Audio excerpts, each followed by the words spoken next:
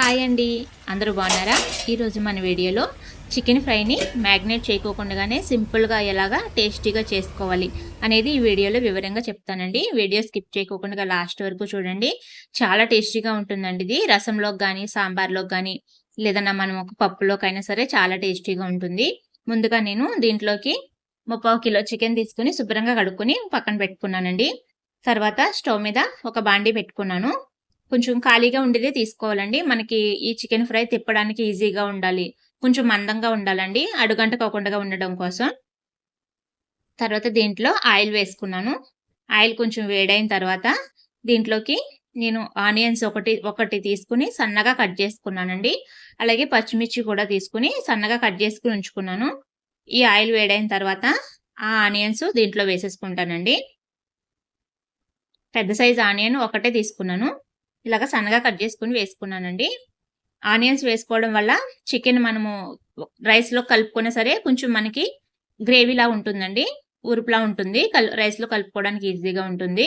మేము రైస్‌లో కలుపుకోము, వట్టిదే తింటాము అనుకునే వాళ్ళైతే ఇలా ఆనియన్స్ కూడా వేసుకోకుండానే ఖాళీ చికెను ఇంకా పచ్చిమిర్చి ఇవి వేసుకుని ఫ్రై చేసుకోవచ్చండి. ఆనియన్స్ వేయనవసరం లేదు. రైస్‌లో కలుపుకునేటట్లయితే మనకి కొంచెం కావాలనుకుంటే గ్రేవీ ఇలాగా ఒక ఆనియన్ వేసుకుంటే సరిపోతుంది.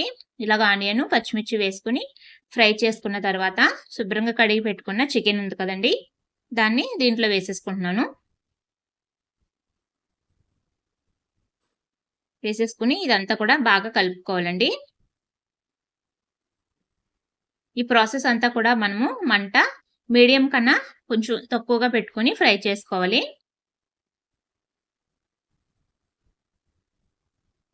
ఇలా కలుపుకొని ఒక 5 నిమిషాల పాటు ఫ్రై అవ్వనివ్వాలండి. ఇది బాగా ఫ్రై అవ్వాలంటే దీంట్లో మనము అల్లం వెల్లుల్లి పేస్టు వేసుకొని, ఇంకా కొంచెం అంత పసుపు కూడా వేసుకొని, దీన్ని బాగా కలిపేసుకొని మూత పెట్టుకుంటే గనక ఈ అల్లం వెల్లుల్లి పేస్ట్ ఇది వేయడం వల్ల ఈ చికెన్ అనేది మెత్తబడుతుందండి, బాగా ఉడుకుతుంది.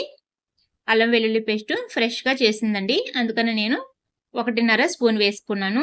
కొన్నదైతే 2 స్పూన్ల వరకు పడుతుందండి. వేసుకుని ఇదంతా కూడా బాగా కలిపేసుకోవాలి.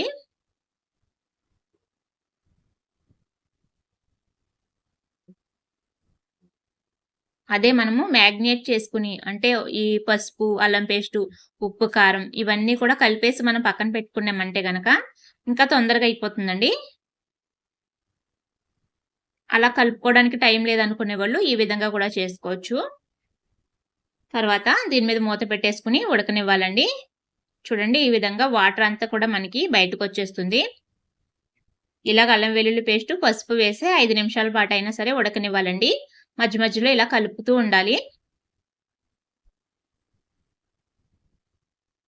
ఫ్రైకి ఎప్పుడు కూడా మనము ఈ పీసెస్ అనేది కొంచెం చిన్నగా కట్ చేసుకోవాలండి. బాగా ఫ్రై అవుతాయి. మేము ఇప్పుడు కర్రీలోకనేసి కొంచెం పెద్దగా కట్ చేసుకున్నామండి. కానీ కర్రీ వద్దనేసి ఫ్రై చేయమన్నారు మా వారు. అందుకని ఫ్రై చేస్తున్నాను. ఇలాగా మూత పెట్టేసుకుని మళ్ళీ ఒకసారి కలుపుకుంటూ ఉండాలండి. ఈ వాటర్ ఉంది కదా, వాటర్ మొత్తం ఎగిరిపోయే వరకు కూడా ఫ్రై చేసుకోవాలి. నేను దీంట్లోకి కొంచెం అంత కరివేపాకు కూడా వేసుకుని దీన్ని మళ్ళీ ఒకసారి బాగా కలిపేసుకుని మళ్ళీ మూత పెట్టుకుని ఫ్రై చేసుకుంటాను. ఈ వాటర్‌లోనే ఉడికిపోతుందండి ఇది. మూత పెట్టడం వల్ల ఈ వాటర్ అనేది వచ్చేస్తుంది. మనము మూత పెట్టుకోకుండా ఫ్రై చేసుకున్నామంటే గనక ఈ వాటర్ ఎప్పటిదప్పుడే ఎగిరిపోతుందండి. ఎగిరిపోయి మనకి మాడిపోయినట్టు, అడుగంటేసినట్టు ఉంటుంది. అందుకని ఇలాగ మూత పెట్టుకుని ఉడికించుకుంటే గనక వాటర్ అంతా కూడా బయటకొచ్చేసి ఈ చికెన్ అనేది బాగా ఉడుకుతుంది. లోపల కూడా అసలెక్కడ పచ్చి అనేది లేకుండా బాగా ఉడుకుతుందండి. 5 నిమిషాలు ఫ్రై చేసుకున్న తర్వాత దీంట్లోకి కారం వేసుకోవాలి. మనము చికెన్, మటన్ చేసుకునేటప్పుడు కారం కొంచెం రోజు తినేదానికన్నా ఒక స్పూన్ ఎక్కువే వేసుకోవాలండి. నేను రోజు కూరల్లో అయితే 2 స్పూన్లు వేస్తాను. కానీ చికెన్, మటన్ ఇలాగ ఏదైనా చేసుకున్నప్పుడు మటుకు 3 స్పూన్లు వేసుకుంటానండి. కారం మరీ ఎక్కువ ఉండదు. లైట్‌గానే ఉంటుందండి. ఎక్కువ కారం ఇష్టపడే వాళ్ళైతే ఇంకో స్పూన్ ఎగస్ట్రా కూడా వేసుకోవచ్చు. ఎక్కువ స్పైసీ కావాలనుకునే వాళ్ళైతేని. ఈ కారం కూడా వేసుకొని ఈ చికెన్ అంతా కూడా బాగా పట్టించేసి మళ్ళీ దీన్ని ఉడకనివ్వాలండి. మంట కూడా మనము తక్కువగానే పెట్టుకొని ఉడికించుకోవాలండి. హై ఫ్లేమ్‌లో పెట్టి ఉడికించామంటే గనక ఈ కడాయి అనేది మాడిపోయినట్టు అయిపోతుందండి. చికెన్ అంతా కూడా మాడిపోయినట్టు అయిపోయి లోపల సరిగ్గా కుక్ అవ్వదండి. అందుకని మంట మనము తక్కువగానే పెట్టుకొని ఉడికించుకోవాలి. ఇది లేట్ అయినా సరే ఇలాగా సన్న మంట మీదే ఉడికించుకోవాలి. కారం కూడా వేసుకున్న తర్వాత మూత పెట్టుకుని ఇలాగ మళ్ళీ మధ్య మధ్యలో ఇలా కలుపుతూ ఇంకో 5 నిమిషాల పాటు దీన్ని చికెన్ని ఫ్రై చేసుకోవాలి.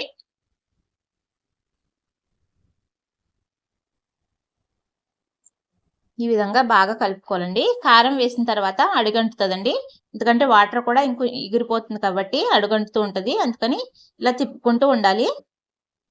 అడుగును మాడిపోయిందంటే చికెన్ టేస్ట్ కూడా మారిపోతుంది కదా. తర్వాత దీంట్లోకి 1 స్పూను చికెన్ మసాలా వేసుకున్నాను. తర్వాత దీంట్లోకి 1/2 టీ స్పూన్ బిర్యానీ మసాలా అండి. అంతకుముందు వీడియోలో చూపించాను నేను బిర్యానీ మసాలా ఏ విధంగా చేస్తానని. ఇలాగా చికెను కర్రీ చేసిన, ఫ్రై చేసిన, మటన్ కర్రీ చేసినా సరే అది చిటికి కొంచెం అంతా వేసుకుంటానండి. ఎక్కువ అవసరం లేదు. 1/2 టీ స్పూన్ కన్నా తక్కువగానే వేసుకున్నాను. అది వేయడం వల్ల చికెన్ ఫ్రైకి మంచి టేస్ట్ అనేది వస్తుందండి. మంచి ఫ్లేవర్ అనేది ఉంటుంది చికెన్ తినేటప్పుడు కూడా మనకి. వేసుకుని మసాలాలు కూడా బాగా కలిపేసి ఇంకా ఇది అడుగంటినట్టుగా అయిపోతుందండి మసాలాలు వేసాక. మంట మనము ఇంకొంచెం తగ్గించుకుని సిమ్లో పెట్టుకుని దీన్ని ఫ్రై చేసుకోవాలండి.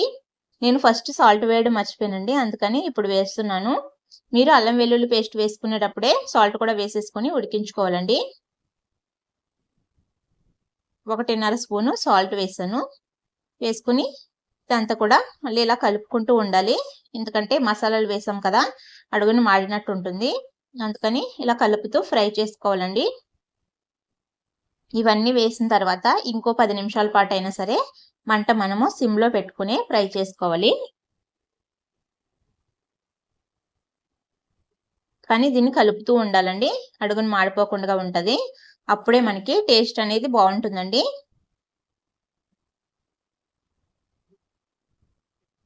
ఇది మొత్తం ఉడికించేసుకున్న తర్వాత దీన్ని స్టవ్ నుంచి కిందకి దించిన తర్వాత దీంట్లో ఒకటి వేస్తానండి. అది మాత్రం మిస్ అవ్వద్దు. అది వేసామంటే ఈ చికెన్ టేస్ట్ అనేది డబుల్ అవుతుందండి. చాలా బాగుంటుంది. అదేంటనేది వీడియో లాస్ట్ వరకు చూడండి, మీకు అర్థమవుతుంది.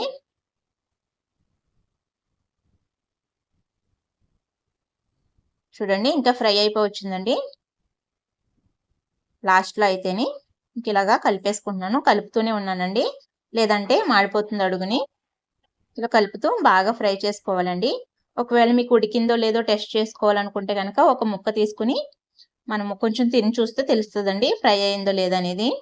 ఈ చికెన్ అయితే ఫ్రై అయిపోయిందండి. ఇంకా నేను స్టవ్ ఆఫ్ చేసుకుంటాను.